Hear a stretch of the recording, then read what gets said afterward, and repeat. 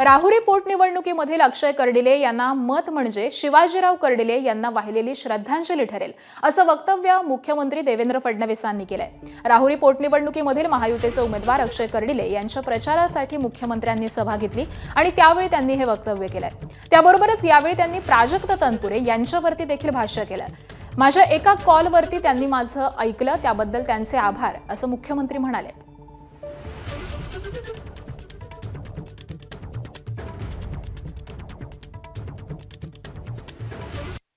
शिवाजीराव कर्डिलेंवर प्रचंड प्रेम केलं। त्यांचं व्यक्तिमत्वच हे प्रेम करण्यासारखं होतं।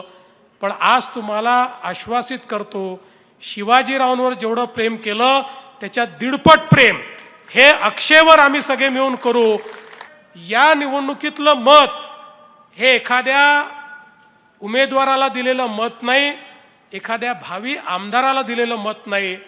या निवडणुकीत दिलेलं प्रत्येक मत एक प्रकारे आपल्या शिवाजीराव कर्डिलेंना दिलेली आपली श्रद्धांजली आहे। हे लक्षात ठेवून मतदान करायचं आहे।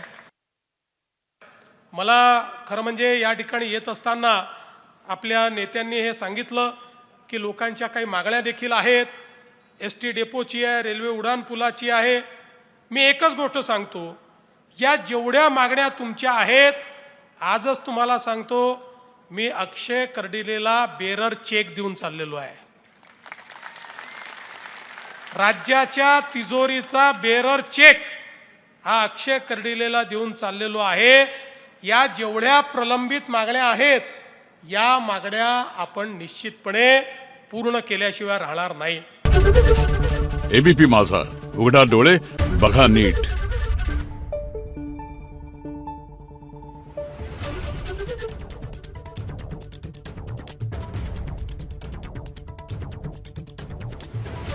you